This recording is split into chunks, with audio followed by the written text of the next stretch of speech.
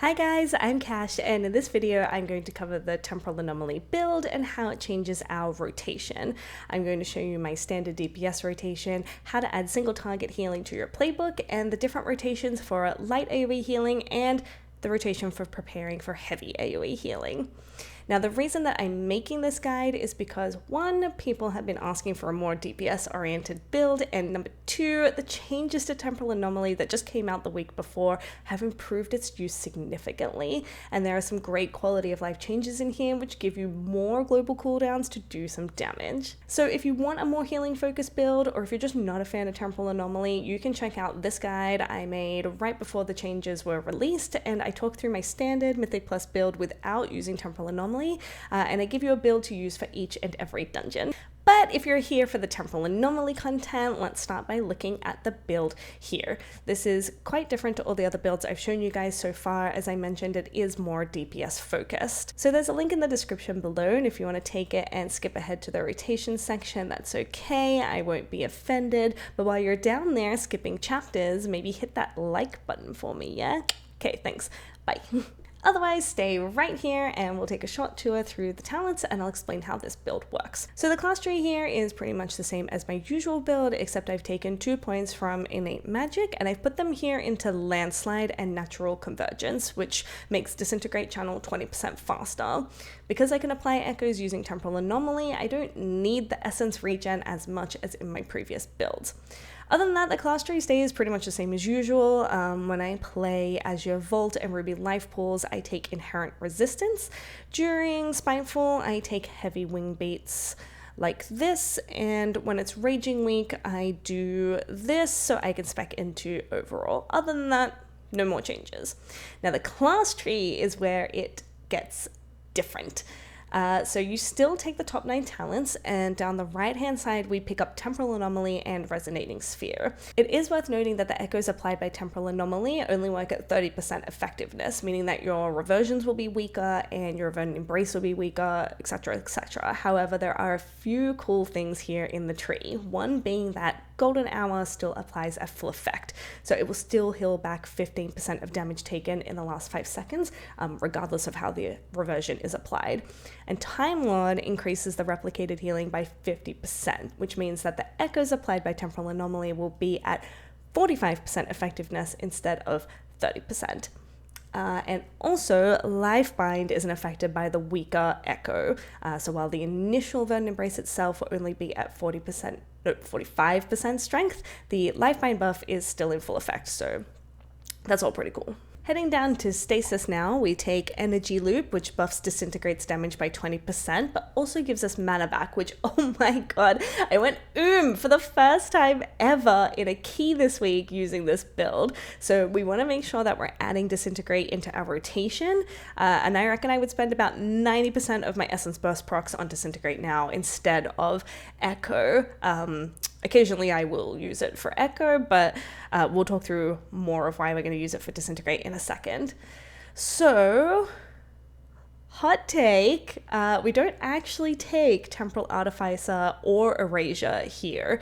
If you're really concerned about this and you lean on Rewind a lot, just take a point from Life Force Mender and pop it in here instead, and then don't stress about it. But I've been doing it this way for a while now, and I actually haven't noticed the extra minute cooldown, which means I'm definitely not using it every 3 minutes. So give it a go. Maybe it's a good habit to get into. And again, if you're going for a more DPS based build, this is the way that you want to do it.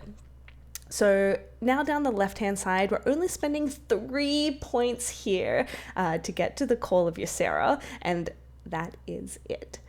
It looks bold, like it looks like winter hit this tree hard, but just trust.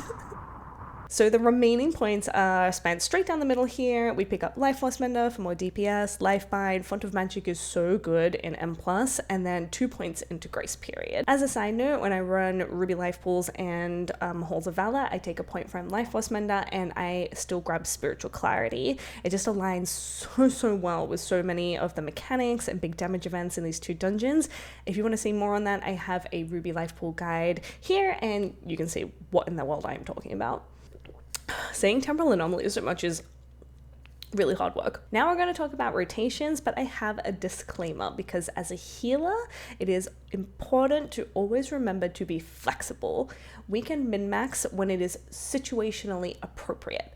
Don't ever let a teammate pass away while you are charging up a rank 4 fire breath.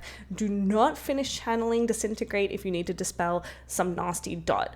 As a healer, your rotations need to be flexible and take into account things like miss kicks, people standing in swirlies, affixes like bursting and quaking, people butt pulling. Your role is to keep people alive, and that means being situationally aware. If you're struggling with this, I do have a guide on how to improve in Mythic Plus. The gameplay is from Shadowlands, but the message is still totally relevant.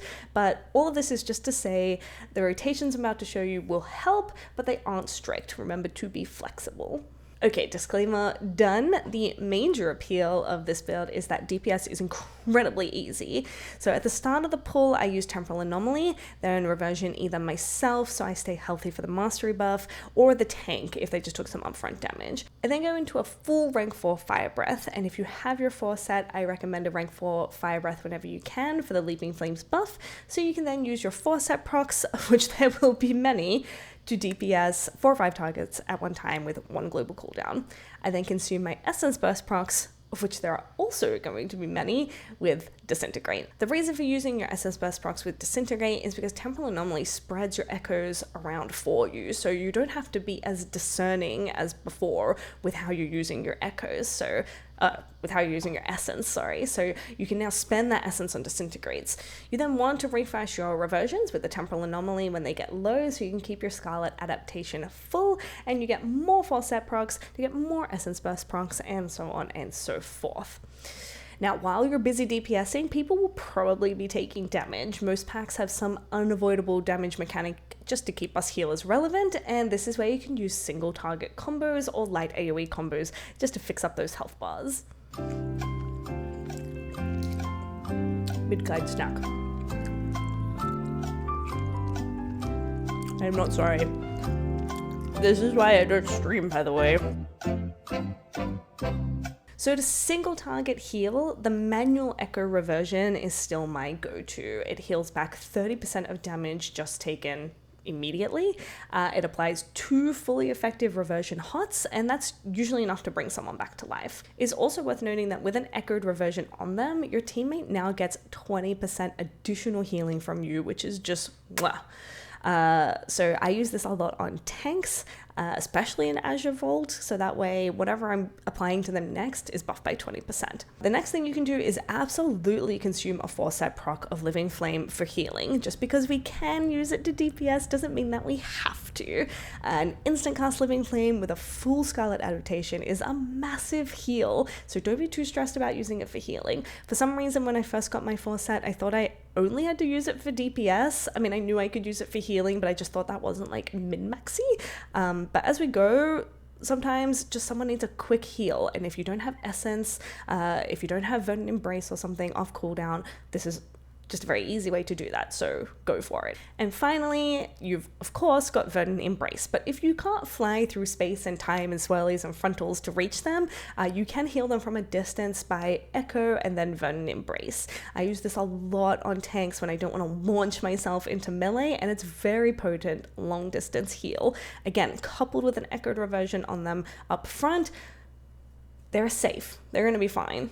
I just want to take a second here to thank my subscribers for always supporting me. If you're enjoying this video, please help me to boost it by liking and commenting, so that way the algorithm understands just how cool my videos are, and they can reach a wider audience of curious or struggling preservation evokers. If you're not subscribed to my channel, please feel free. I do lots of community posts, I take polls, I have an Instagram, you can follow along with whatever's happening in my life. I love to chat, so yeah.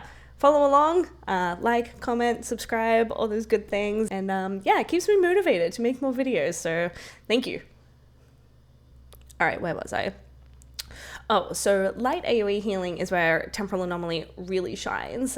Getting echoes out with Temporal Anomaly followed by a reversion is pretty much my go-to. Alternatively, there's nothing wrong with Temporal Anomaly into a Dream Breath either. This is incredibly potent, even without the Renewing Breath talent from the class tree. It just does so much healing. But if you need to get everyone to full health quickly because there is a big damage event coming up next, you can pair Temporal Anomaly with a rank 1 Spirit Bloom, with a 4-set Living Flame proc, or even just a Verdant Embrace, and that's going to top them up much faster than a hot. And lastly, heavy AoE healing combos will primarily be used for bosses, but if your trash pool is going sideways or if it's fortified weak, definitely use them for the trash as well. So in previous builds, our group hug ramp was kind of arduous. We had to be very prepared, make sure we had full essence or essence burst procs ready to capture everyone before using Verdant Embrace, and now, oh my God, it is so much easier. You just Temporal Anomaly, maybe echo that one person standing behind us, hunters. Always hunters. And then you Verdant Embrace to life bind everyone in this group hug, and then go ahead and cast a Spirit Bloom or an Emerald Communion. Your Stasis, Zephyr, and Rewind are still relevant, and if you want to see some cool Stasis combos, I have a guide on that here, and if you've already seen it, you may be familiar with my Hello Hots combo. Basically, it looks like this, and without Temporal Anomaly, it's got quite a big setup, but the end result is that everyone has at least 3, some even have 4 hots on them, and your party is just so safe. Now, this is much easier with Temporal Anomaly, and you don't have to use Stasis because the Temporal Anomaly spreads the echoes for you. So essentially, if you need to do this quickly, you can just echo, and then reversion yourself, and then reversion the 5th person. This works even better if you have an Essence Burst proc, so that way you're not waiting on that 6th Essence, although you can always skip the tank. They're pretty, tanky. I think they're going to be okay. You then Verdant Embrace yourself for the Call of Ysera buff, cast Temporal Anomaly, and then Dream Breath, and this results in your entire party having a minimum of 3 hots on them.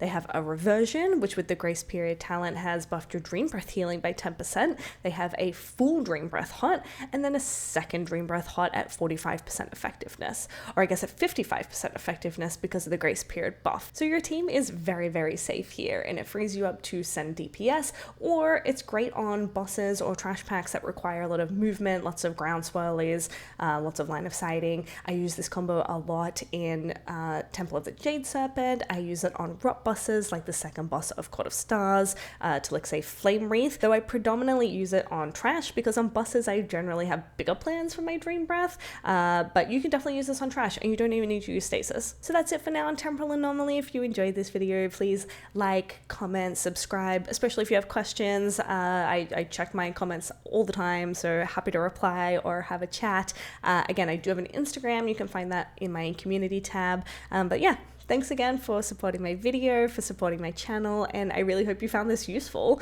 Thank you again, and have a great day.